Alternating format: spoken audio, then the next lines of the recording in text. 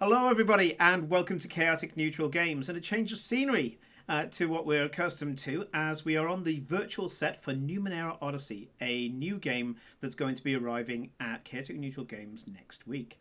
I'm here with our storyteller for that particular game. I should say our. I'm not playing in this one. How are you doing, Ed? Yeah, not too bad. It's a lovely sunny day. Had a bit of a walk earlier. Feeling Yeah, good. yeah, we're starting to get out of the grey days, which are all too frequent in the UK. So no, Mm, that's good. So, Numenera, I've had the pleasure of playing this under you before, and I must admit, I was really impressed by the visual imagery and so much about it. But let's break it down first. Let's start off with the more mechanical side of things. okay. Um, Numenera works on the Cypher system, which I know has fast become your go-to. We all have our go-tos, and that's yours. Tell us a little bit about what you like about the Cypher system. It's so easy. um, like I'm going to say it, D and D. There's a lot of stuff in D&D, and a lot of it I feel people have picked up like through osmosis or through bits and pieces. I can teach Numenera Cypher System in like 5 minutes because you say there's a task in front of you. It's between 1 and 10 difficulty. You multiply that number by 3, and then you roll a d20 and try and get above it. Yeah. Really easy. And then all of your character stuff is just to change that target number. So if I'm climbing up a wall, it is a difficulty 3 climb. But my character is good at climbing, so that becomes a difficulty 2 for my character. Yeah, which It then means would that be I a can, six. Yeah, I can set um, difficulties completely ignoring what the characters can do because they may just reduce it to 0 and get to do it for free, which is very satisfying. yeah. My Mad Nano definitely enjoyed doing Mm. that. Yeah, the other thing about Numenera and Cypher System I like is the players roll for everything. If they're climbing up something, if they're attacking an enemy, they roll. If an enemy is attacking them, they're rolling to dodge, Yeah, which kind of frees me up to not have to do any actual maths. yeah. Occasionally, I'll have to multiply by 3, but that's about it. And having it so that the players are rolling the dice all the time, I've found one of the things that Cypher System does is it breaks down that thing of good dice and bad dice because there are times when you want to roll high and there's times when when um, uh, you're there rolling to dodge instead. So you can't turn around and say my dice is better than the DM's dice because it's all one dice for Yeah, them. Yeah. yeah. I guess the most stalwart of dice superstition fanatic would still turn around and say it's still a bad dice, but it's everything is being rolled by them. It So took me a bit of time to get used to that. Yeah, I still found myself setting out dice every time I was going to run it. I was like, nope, no, put it away. and it's one less thing for a DM to do. I Yeah, keep using DM ST storyteller GM. a GM Um, actually yeah, in Cypher System. in Cypher System it's GM. So yeah, it's one less thing for a GM to do, and it's going to be one less thing for you to do because you're going to do what I started to do in the Benefactor long, long ago, 2 years ago now, and you're going to be both the GM and the producer. Yeah. Hopefully, it'll be slightly less complicated than Benefactor because it'll all be theatre of the mind. But Yes, I've yes, got some nice bits of art from the various books because Monte Cook Games has a great fan use policy. yeah. So I will be, yeah, switching between them and hopefully displaying the right bits of art at the right time. Well, I've got a piece of art here. Actually, it's one of my favorite pieces. It's the one with the character that I used for the nano Mm, with the eyepiece. I'll just bring it up now. And as you say, the fan use policy is just that. We've got the text on it. It says copyright Monte Cook Games. It's got the artist, which I sorry if I butcher the first name, Lee Seteon. And yeah, the art in this is absolutely astounding. I mean, pretty much anything that I associate with Monte Cook games has always got a wonderful collection of art assets that you can draw upon. mm. It Um, feels really unique because, like, there's nothing new under the sun. So this is definitely like an amalgamation of lots of different styles, but it's kind of blended in such an interesting way. It's got all the sci-fi weirdness, and it's got a lot of the fantasy kind of grounding, so it feels familiar while still being unusual. It's weird. Well, you're leading into my next question now because this is very much a melting pot of genres. You've got room punk, steampunk, you've got gene punk, actually, all the punks, sci-fi, you've got fantasy. And the thing we have to thank for that is the main basis for Numenera, and that's the Ninth World. At which point, I always like to hear this from the storyteller. So, what is your perception of Monte Cook's Ninth World? It is the junkyard of a billion years of civilizations rising and falling. There is all sorts of trash everywhere, and all of it does weird stuff. Sometimes it's useful. Quite a lot of the time, it's just a little thing that lights up. We've been rolling for little bits and pieces that the characters have, and they've got some fun, weird little things to play with. But the setting and the world is just freedom. You know, I find if I'm writing for a fantasy setting, I've got to, for my own sake, maybe not even for my player's sake, for my own sake, think about how everything got to be where it is. Yeah. Whereas Numenera, it is a civilization that was 700 million years ago. Yeah. Who knows what they were thinking? Who knows what's relevant? And the players are taking these bits of technology and kind of twisting them to their own purposes. So, like a laser gun could have just been like a thing to read a CD at some point. It's so freeing to be able to just have an idea, throw it in the world, and it feels natural without having to do a lot of work to make it. And I guess the freedom extends to the players as well, because they can choose to be more of a fantasy archetype or more of a steampunk archetype because of this bric-a-brac that the Ninth World is made of. Depending on what kind of, I'm going to use the two terms, ciphers and oddities. So those are the items that you refer to. Ciphers being useful ones and oddities being the weird little ones that don't really do anything. Yeah, little cantrippy things which just give that extra flavour to the world. I must admit, I love the oddities as much, if not more, than the ciphers, because oddities tend to stick around a bit more as well. You can use it to just flavour your character. But those characters, those players, they can be anything from an android that's recently had its mind erased, and starting from scratch that way, or you could be some sort of born-again Wild West cowboy, or you could be a archetypal D&D artificer, you could be a kind of partial space adventurer with with a cybernetic arm.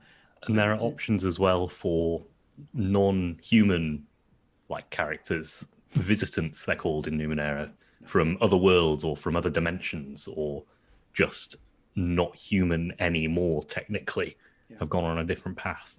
And I think that's the thing where, as you say, when we're writing as storytellers, we try to make sure that you don't shake people loose of the fantasy thread. So if somebody who was doing D&D suddenly put them on a spaceship, they would have a lot of explaining to do, and that would take up a lot of screen time to explain why, they've switched genre. In this, simply going into a strange setting that they then find out is in orbit or whatever is in keeping with the Ninth World. This stuff happens. You just find yourself suddenly out of your depth in different locales, with a lot of different narrative description around it. Yeah, one of our pre-stream games, we ended up, I sent the players to a place, and they ended up on the moon a million years ago. So just from ground level, walk through a door on the moon a million years ago, had to figure out how to get back. Brilliant. Great. I love it. I must admit, I haven't given Numenera as much of a look as I should do.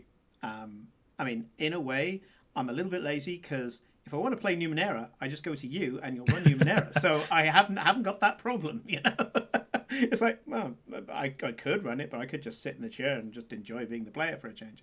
It feels very different. So D&D playing and running it, there is a similarity there, but Yes, I yeah, feel like being a player in Numenera and being a GM in Numenera are two very kind of divorced things, yeah, if you know what I yeah. mean. And I think that's again a credit to Monte Cook Games, with the fact that because they've made the system so non-intrusive, Mm. the system is almost non-existent for you. You just tell the story. For them, they need to know a little bit of how to run their character.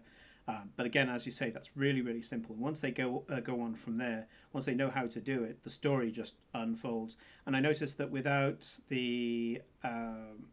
having such a machinistic leveling procedure, there is a way that your character grows, which is very clear as well, which is good. That's fine. But without it having to be that you're having to start to grind numbers of how you're going to deal with that next enemy, and also because the challenges that you come up with aren't in a book of monsters that half of the people who play this game have memorized. Mm.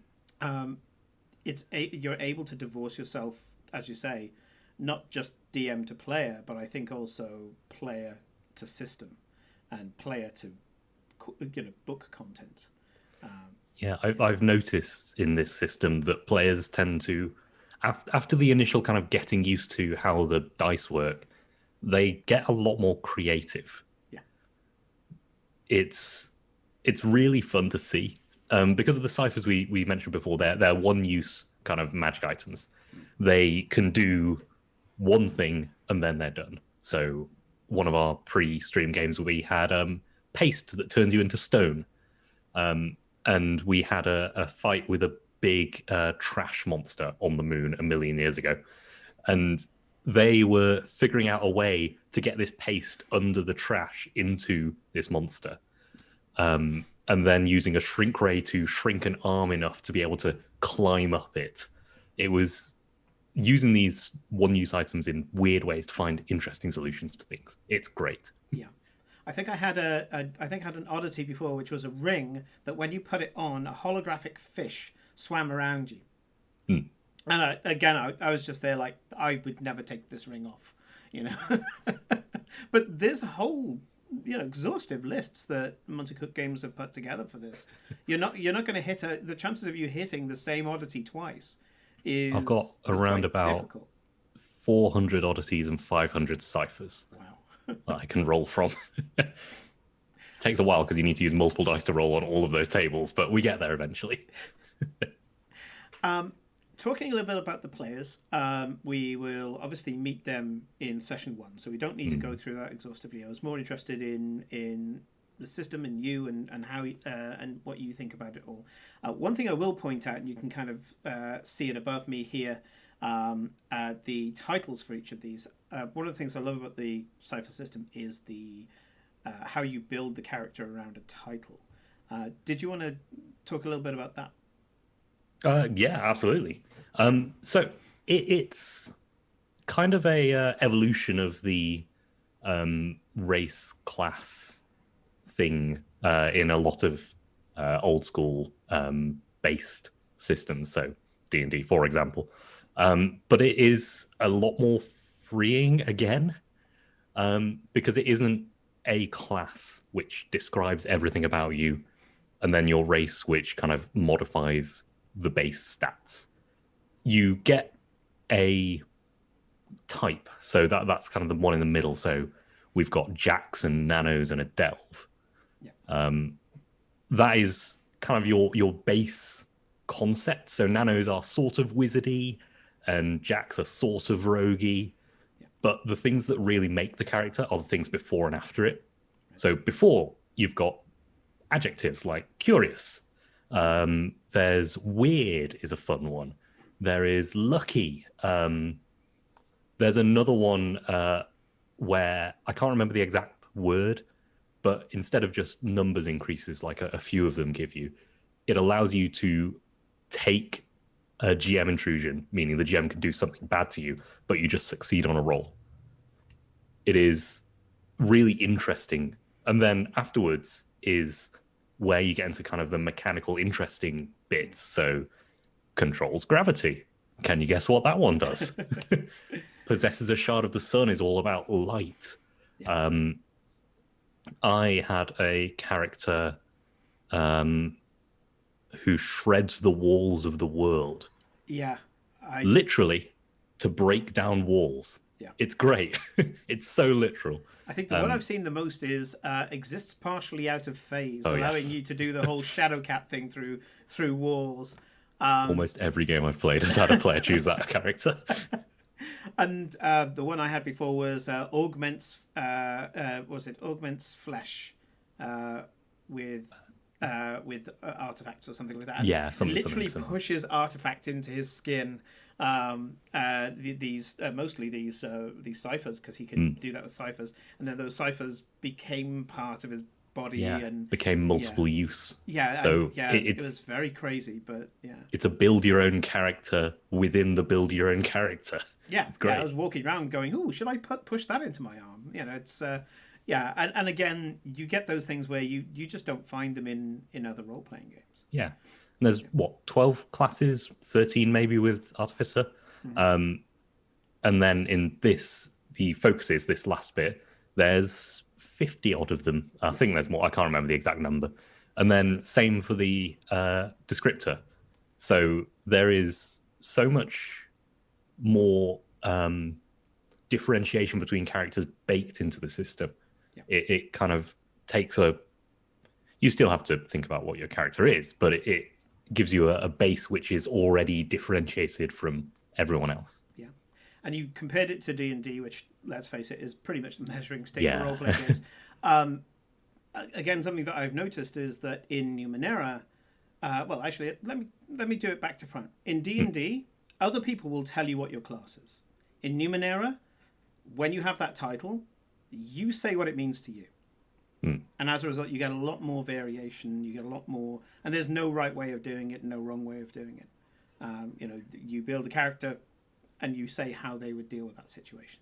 Yeah, a bard has to break the mold of a bard, whereas a slick nano who controls gravity doesn't have a. No expectations. Yeah, exactly. Exactly. Yeah. Yeah. I think it's a great creative space, and having played in some of your one shots and short shots with this, I know that there's an absolute delight coming. Not only that, as we can see from the graphics around me here, Felicia has put together a lovely color palette, which has this dynamic, adventurous. I'm getting a bit of Indiana Jones, a bit of. It's an old map of a game. Yeah. Yeah, I'm loving that, and I also want to mention the character art by Ryan Pallett yes. is fantastic. I was going to ask you to give a shout out, but you've headed me off. Yeah, loving the art with regard to that, and I'm sure I'll have some stuff coming his way in future campaigns as well. He's got a brilliant set of candle characters he's been working on recently.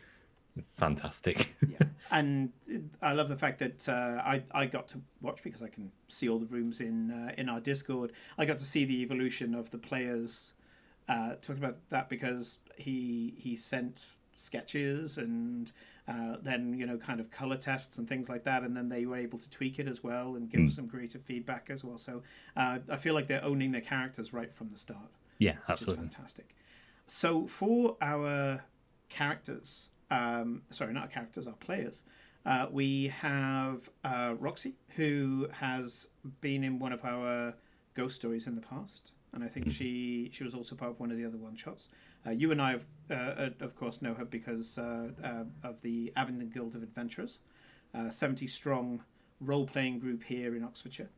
Helen is relatively new to Chaotic Neutral, but she's actually going to be featuring in a couple of other things as well. She's lent herself as a voice actress for Lancer, yes. for example. I think she's the first voice that we're going to hear in Lancer. Then Danny, people know already from our pirate adventure, but again, another member of the guild, as is Helen. And then there's LJ, who I believe is a friend of yours from... Yes, yeah, met through Blaceball, which is a whole rabbit hole we have no time to go into right now. Let's just say it's as trippy as Numenera. Yeah, we played on a Tales from the Loop game set in Blaseball world, and yeah, pleasure to play with. Yeah, Always. and they seem lovely. Yeah, I haven't spoken to them obviously video face to face, but based on everything I've seen on the Discord, they seem lovely, and looking forward to having our community grow. Yeah, and they've lent their talents to some of the sound design on the titles as well. I was about to say I was leading into the art, but the Oh, titles, sorry about I that. am jealous. I am jealous. How dare you be so good? This is the first time you've ever done some titles, and I looked at it, I was just there like, oh my god, this is so pretty. This is the best. I make software for a living. I know how to hit buttons and see what happens. Well, yeah, I certainly for the next set of titles I do, I've already kind of done the Lancer ones, but I will definitely be coming to you and asking for some tips and tricks next time, and Yeah, using DaVinci you used, wasn't it? Yeah, For DaVinci titles, Resolve. yeah. Yeah, I'll be getting to know that software as well. Anyway, that's pretty much everything. It was just a quick meet the DM and meet the system. If you want to, well, I realize there's a question for you actually. If somebody would like to start with Numenera, would like to start with Monte Cook Games and look for some resources, I know that you work a little bit with Monte Cook Games. Yeah, I'm part of the asset team, so I am an unpaid shill. The best kind of shill in my opinion. Oh yes. But yeah, so as a recommendation, being that what you don't know about Numenera isn't worth knowing, where would somebody go to learn more or get some starting materials? Yeah, on the Monte Cook Games site, there is the Quick Start Ashes of the Sea, which I've run a couple of times and I think is very good. And like throughout the site, they've got free samples of basically every PDF they do, which is great. If you're looking for things to run, the instant adventures are great. Yeah. I have picked them up 10 minutes before a game and run a good game. Yeah. Not a thrown together game, a good game. Yeah, I think you picked up one of those for one of the one shots actually in Guild. At one point, you just walked in with just a Numenera pack, and it was all there for you. Yeah, including throwing the art out to people, and for the sake of 5 minutes and a printer, you were good to go. Yeah. Fantastic. I will warn anybody who does go to the Numenera website, it is a bit of a pitcher plant. Once you see that art, you are going to be hooked. Anyway, that's all we have for today. As I say, it was just a quick meet the DM. And now we're going to show you the titles for Numenera Odyssey.